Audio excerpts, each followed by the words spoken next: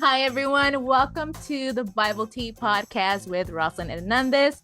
We're here to spill the tea, talk about the drama, the intrigue, all the messy parts of the Bible stories that you probably don't hear very often. This season, we're talking about stories that have an element of sex. So, yes, we're starting off in the deep end. We're going there. We're talking about it. Yeah, come along for the wild ride that this is going to be, but fun and, hopefully an educating experience. My guest for today is Chris Burton. Chris is a minister, teacher, writer, and speaker. He has an abolitionist and anti-racist consulting agency for churches, schools, and communities called The Baddest Consulting. He's also the director of the Leadership Institute at Union Presbyterian Seminary.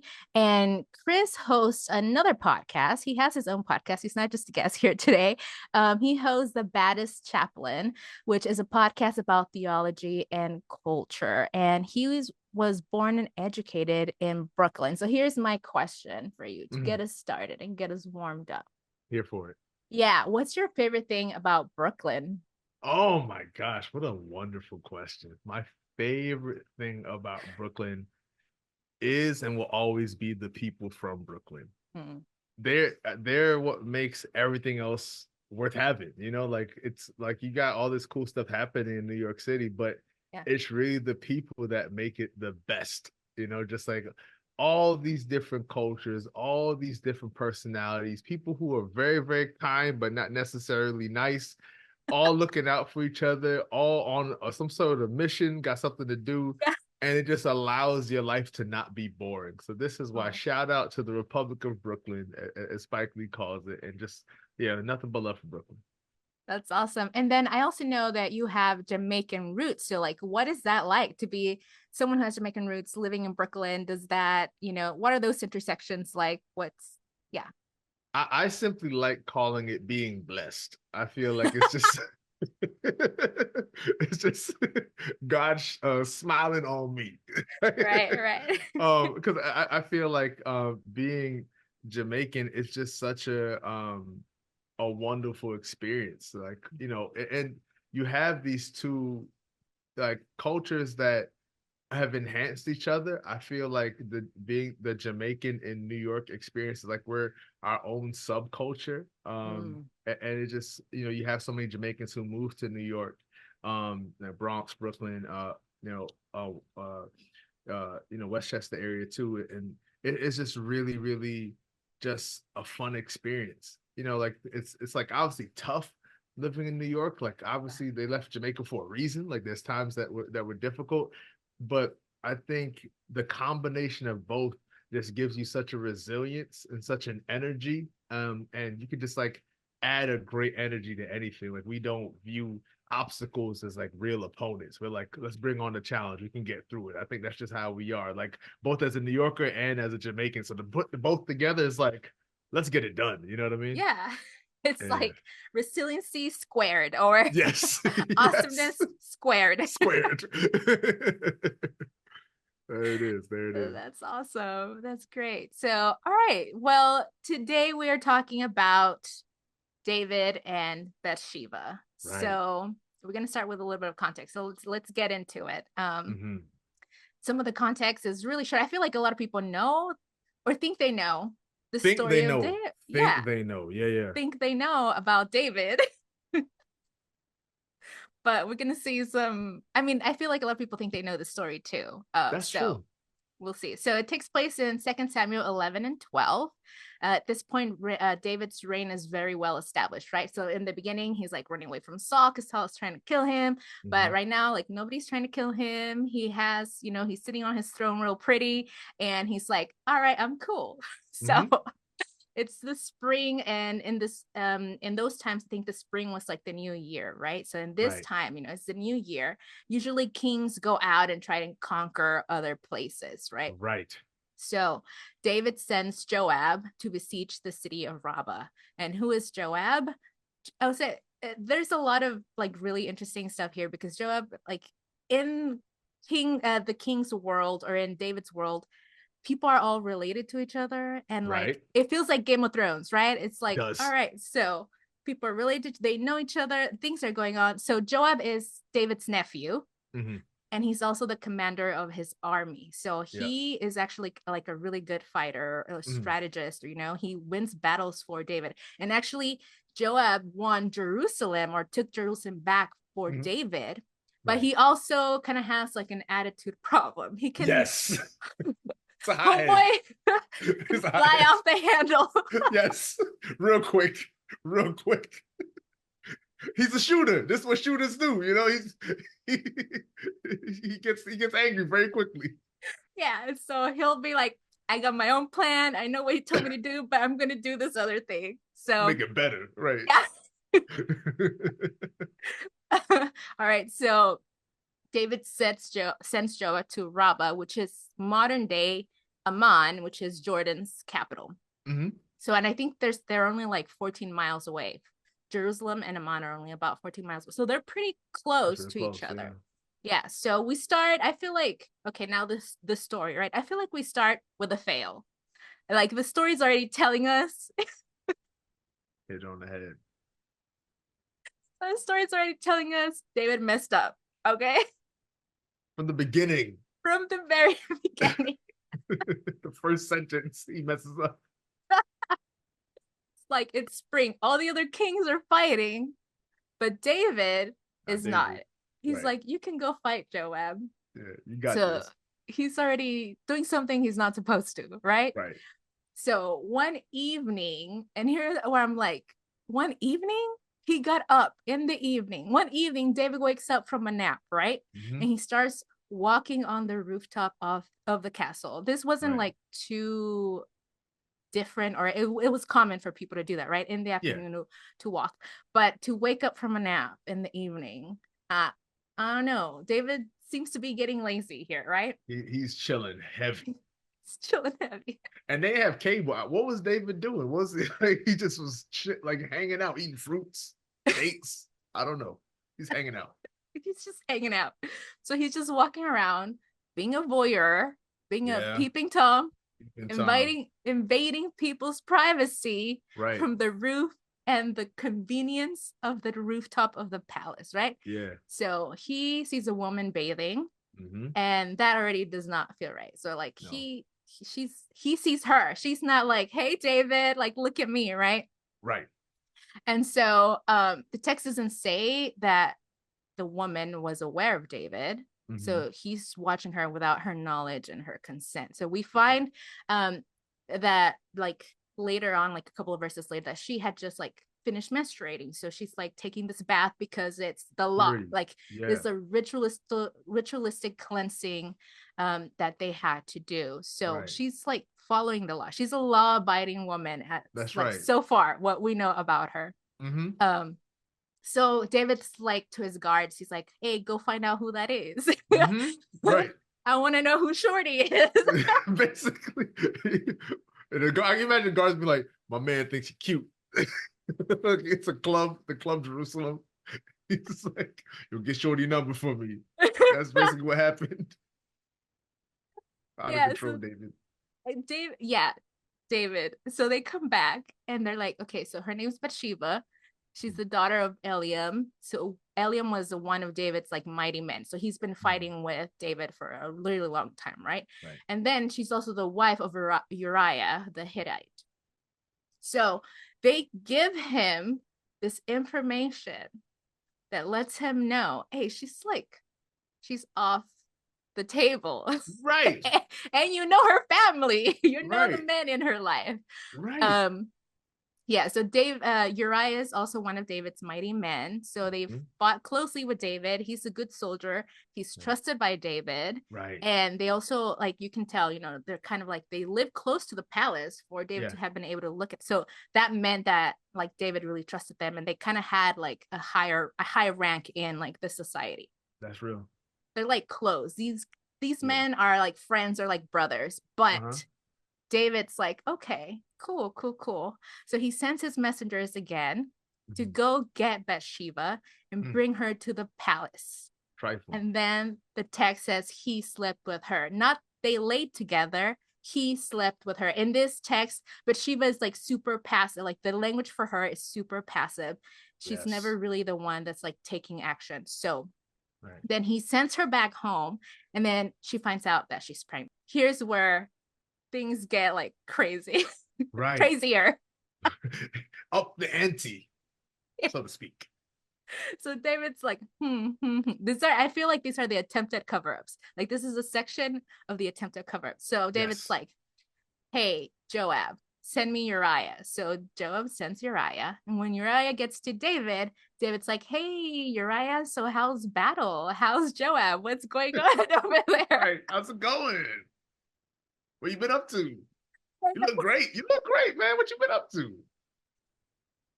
You know how you just got here from the journey? You should go home and wash your feet. So this was a euphemism for like go home and like be intimate with your wife. Yeah. And so Uriah's like, no thanks. So he sleeps at the palace. And then so the spies or the people that were around David, you know, like keeping track of this thing are like, hey, David, Uriah didn't go home. He stayed and he slept at the palace. So David's like, Uriah, why didn't you go home? Yeah. Like, what you doing, man? Take a break. You working so hard, man. You working too hard, Uriah. Yeah. Go take a break. Go home to your wife, Uriah. Your wife, man. Go see your wife, man. And Uriah's like, what are you talking about? Everyone else is fighting. Right. How can I go and just eat and drink and have sex with my wife? Like, I can't do it. Plus, that was also against the law. There was a law that like permitted them from like being having sex with their wives or whoever while they were at war. So Uriah's like, nah, man, I'm not gonna do that. No, it's bad for morale. What are you trying to do? Right. So David's like, all right, so that didn't work. I'm gonna get him drunk, and then I'm gonna see, you know, like kind of like nudge him to go home. So he like, you know, gets him drunk that night. He stays one more day. He gets him drunk, but he still doesn't go home. He sleeps at the palace again. And so the servants are like, hey, David, you see, what happened was he didn't go home again. So then David's like, all right, we got to up the ante. We got to plot murder. Deception is not working. So now we got to go to murder. Yeah. Just bad decisions compound interest. Right. So there was like, all right, shoot. So he writes a letter to Joab and he's like, hey, Joab, put Uriah in the front of the battle where the fighting is like the hardest, right? And then leave him there by himself. Retreat the other soldiers so that he gets killed. Like he literally says that. And then he hands this letter to Uriah to take back to Joab. So he hands him his death sentence and Uriah takes it to the battlefield. Whole game. It's so cold. He did him so wrong. So wrong on many levels. Like, how you gonna make me walk my own death sentence to somebody? Like, uncouth. So Uriah gets over there, right? Joab does what David told him to do. And then so Uriah dies and Joab sends a messenger to David and the messenger's like, this is all the stuff that has been happening, you know, it's like a report. So like all these other people died and also Uriah is dead. So David's like, okay, cool. We got that done. It's like off my little checklist. Like nap done, dates, killed husband of my new boo. Good day. Yeah. All in a day's work. All in a day's work. It's hard being king. So David's like feeling good, right? Feeling good about this. But the last verse of that chapter, chapter 11, the last sentence actually says, but the thing David had done displeased the Lord. Here we go. Dun, dun, dun. For real. So Bathsheba, she's like super sad that Uriah died. She's mourning him, but I guess like the mourning period in that time was 7 days. So after 7 days, David's like, all right, you're done. Come to the palace, marry me. We're gonna have this child. Like everything's cool. Like we cleaned all this up, right? Yeah, we look good Wrong. now. Wrong. Narrator's voice. It was not okay. It was not okay. So we get in chapter 12, and God sends Nathan to confront David. And I really like Nathan's approach. Me too. Me too. Right? He's like, let me, he already killed someone. Yeah, I know who I'm dealing with. Let me find a real great way to kind of smoothly tell him about himself, because dangerous cat I'm talking to. It's like, hey, David, let me tell you a story, okay? Yes. Let me tell you a story. So there was a rich man and there was a poor man. The rich man had a lot of sheep and cattle, and the poor man only had one little lamb. The rich man had a guest and he wanted to feed his guest, but instead of like killing one of his animals, he goes and he takes the one little lamb from the poor man. The only one he had. David gets like furious, right? He's like, how could he do that? That man must die. Oh yeah. Oh yes. Yeah. And this is where Nathan's like, ooh. But why you it's say that? You. Like this is allegory, man. Yeah. You are that man, David. It's you. Right. You took the lamb. You're the rich man. You're the rich guy. You're the one that you think should die. Right. Yeah. So Nathan is like, dude, Yahweh is angry because of what you did to Uriah. So now your house is cursed. Your family's going to kill each other. They're always going to be at each other's throats. And your wives will be taken from you in public. Like, you did this in secret, kind of, because, people found out. You did this. You tried to do this in secret, but this is going to be public. On Front Street. Oh, yeah. So David repents, and Nathan's like, it's okay. You're not going to die. But I take it back. David's like, I mean, he should go to jail or something. He should get fined. I mean, he should get a strong talking to. Yeah. So Nathan's like, it's okay. Yahweh forgave you, but there's still consequences, right? So the baby's gonna die. So then, Bathsheba has a baby, but it's really sick, and David's like, mourning and all of that, and like fasting and praying, and then the baby dies, and then he gets up like nothing and starts eating again and starts going about his life, and his servants are kind of like, what happened? Like, here, the baby already died and you're not even mourning. And he's like, well, he's already dead. Like, there's nothing you can do to bring him back. It's done is done, Yep. Pass those grapes.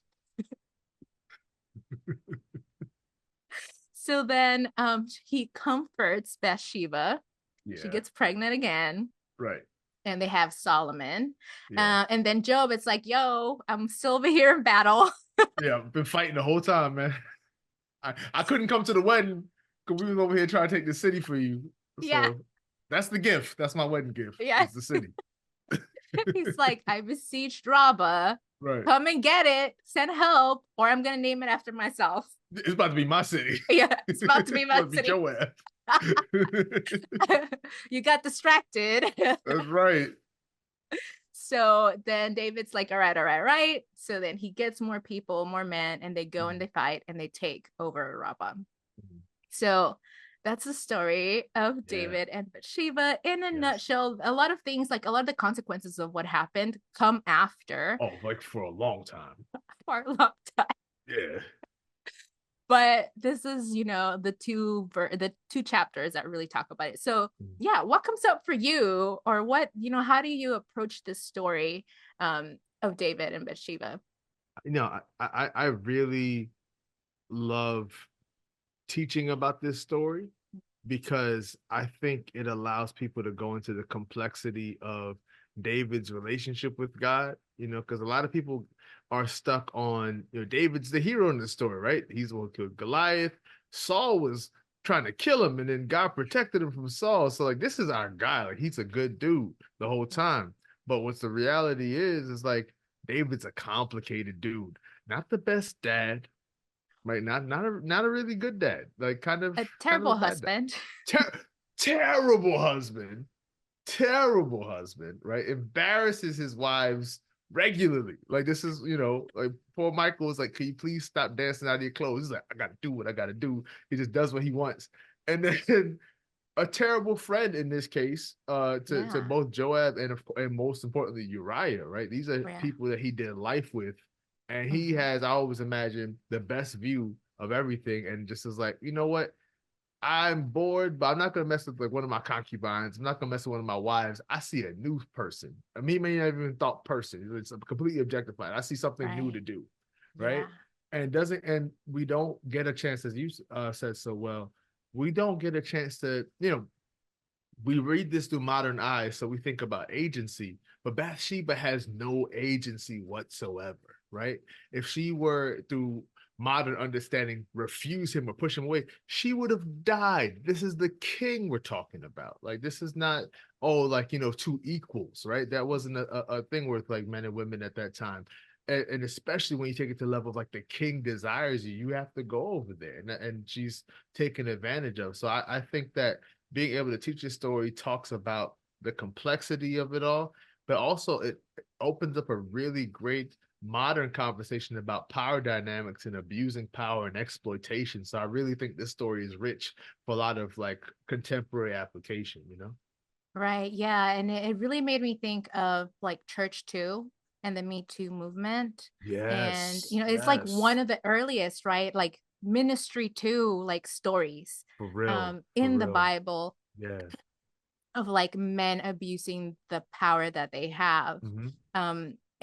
And I think for me, there's also that aspect of whenever this story has been taught, well, at least to me,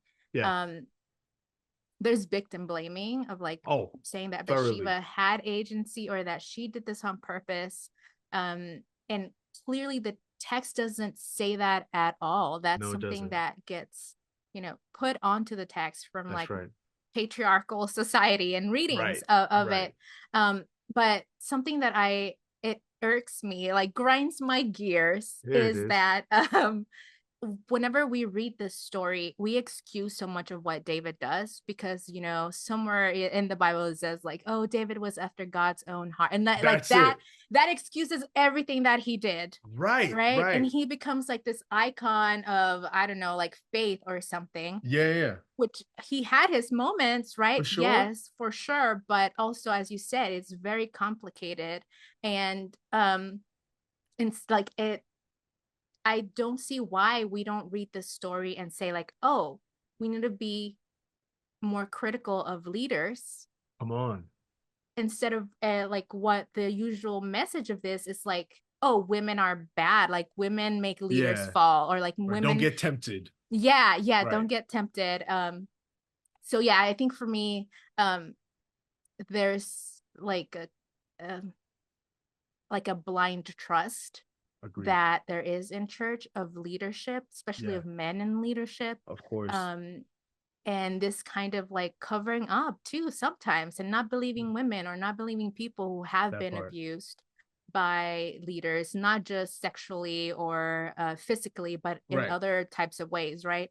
And so, yeah, it just baffles me that we read this story and instead of becoming more critical or holding leaders accountable, and learning that from the story where we learn, oh, David was a great guy.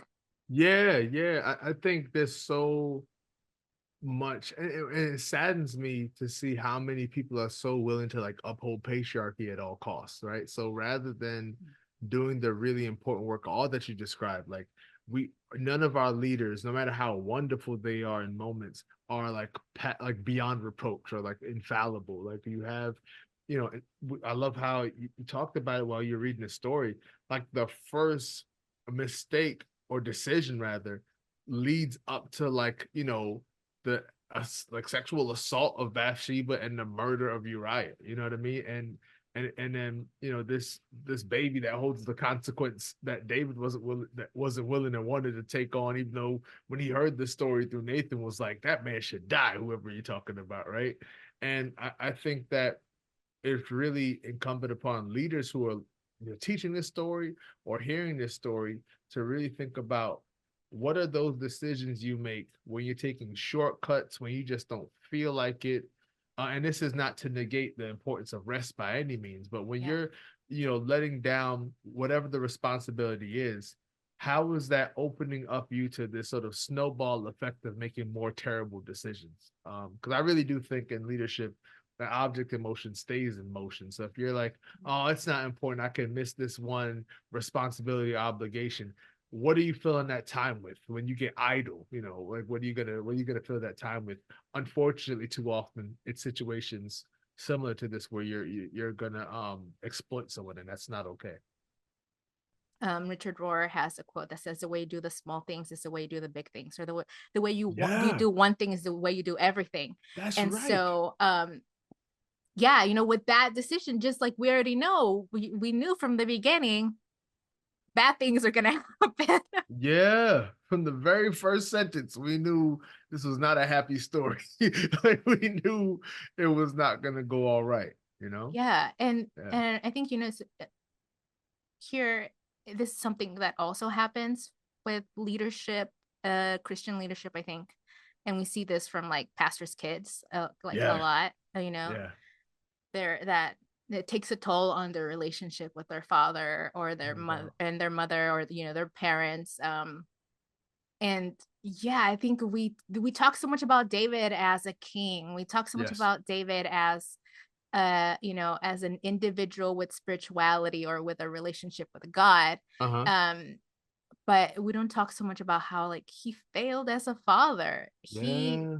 He he takes liberties here that, and he creates a culture in his kingdom that permits for like greed and lust and violence and sexual violence to keep happening in his home. He doesn't do the right thing here. Later, one of his daughters is raped by one of his sons. He doesn't do anything. Nothing.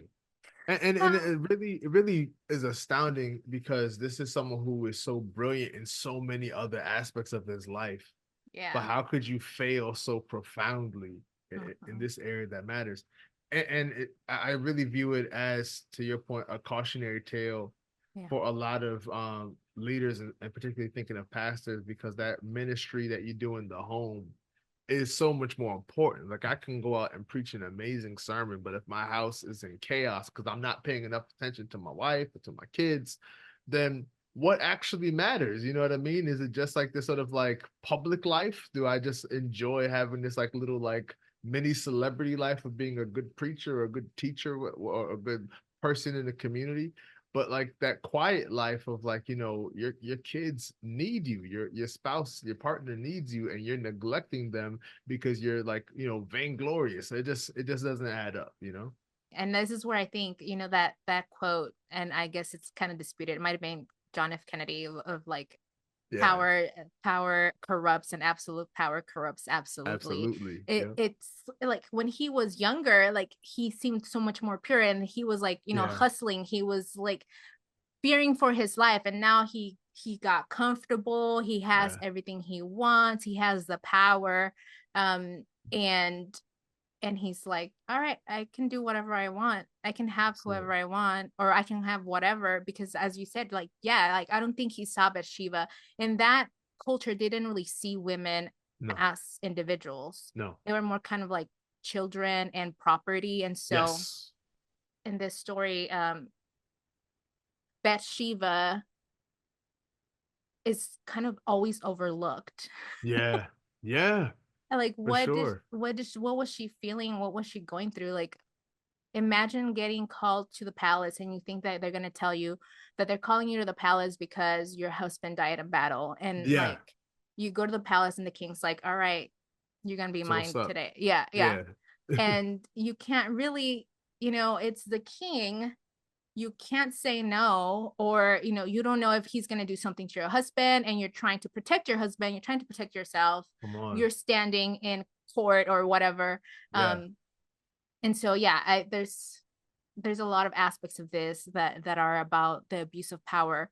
And of course, that is a really big part of it. But I also think, like, thinking about this from a womanist perspective, you know, like, she suffered a lot. Like, she had, you know, it is for him is about power. For her, it was, you know, about not having power, about sexuality, about, you know, being exploited. Exploited, about trauma, about her husband being murdered. So yeah, it's just, and when you put it that way, like, let's center Bathsheba for a second and think about all that she loses in this story. Her husband's taken from her, her dignity, being assaulted by the king is taken from her. She gets pregnant and loses that child. Her child is born sick and doesn't live long at all. So she suffers tremendously in this story. And I think for folks who just want to jump, like, oh, but then she has Solomon. Like, it doesn't make it a happy story, because the end of David's life is chaotic, right? Like, it's like his kids, like, basically have an uprising against him. Like, he lives so much of his life running. You know what I mean? Like, it's just not a good time. So to be one of his wives wasn't like she didn't get to chill like he was chilling. You know what I mean? no. Yeah. And, you know, at court, they were like a polygamous society, right? So he has a lot of wives. So there's like politics at play. Yes. So now she has to be like, oh, okay, well, now I have to make sure that I'm going to be okay here in the palace. I have to make sure that my son's going to be okay in the palace. I got to strategize. I got to see what I got to do to make sure that we're okay, or we don't get killed, or something else. Something else. Where do I fall in this pecking order of wives? And my favorite wife, I'm new, but where did that put me in the ranking? Like, all this. It's a lot going on. It's a lot of stress so stressful for someone who lost a husband. Right, who didn't ask for any of this. It's a lot of stress for someone who just was taking a ritualistic bath. You know what I mean? Not even like, oh, it's hot today, let me just cool down. Like, no, I'm doing what I've been commanded to do by God. I'm doing it. I'm trying to be obedient out here. Now I'm getting scooped up by a king, and I ain't asked for this. You know? Yeah. Oh.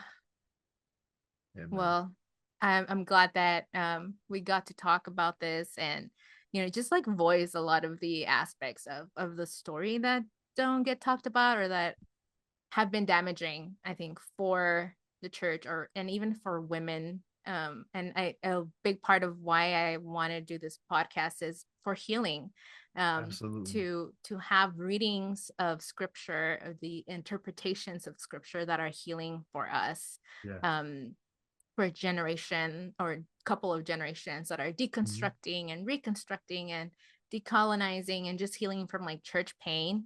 And so, so thank you so much for just being willing to come and talk about that, and seeing Bathsheba's side of the story. Of course. No, it's an honor to and thank you for the invitation. It's an honor to be on this program. I really love the work that you're doing. And I just want to especially for the folks who are hearing this, and this is the first time they've ever heard it from a perspective that is affirming Bathsheba and has compassion towards her, is understanding the importance, in my estimation, of God being displeased with David's actions, right? And this doesn't mean that God threw David away by any means, but it doesn't mean that God was going to let this slide.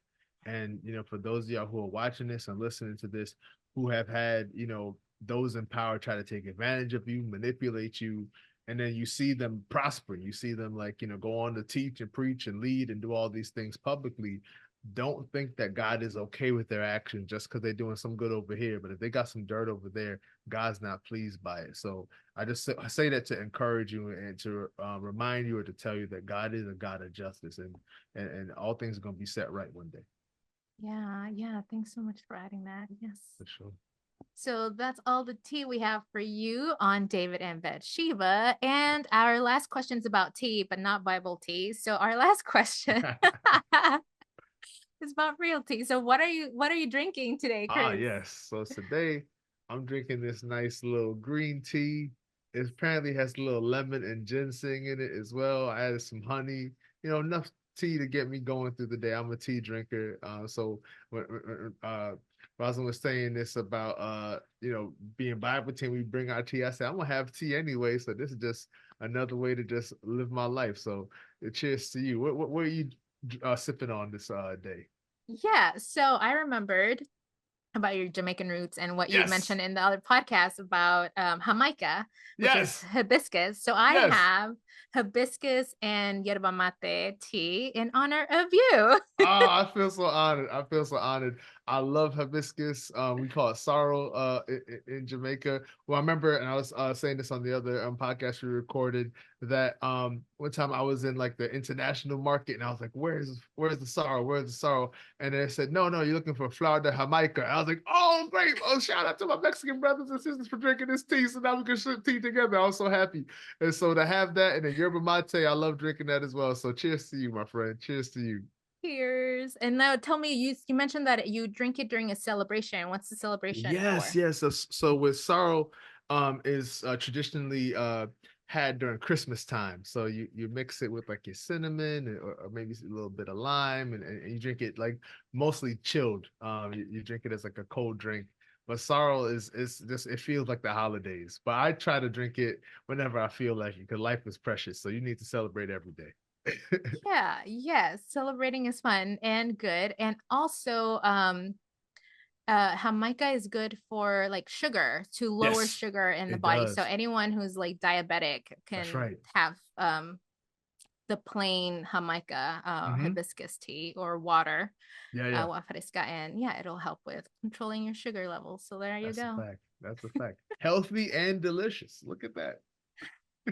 Who knew? Plants are medicine. Plants are medicine for real. For real.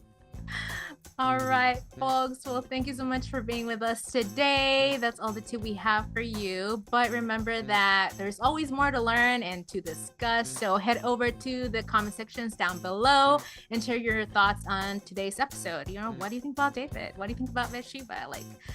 Did something challenge you about today's episode?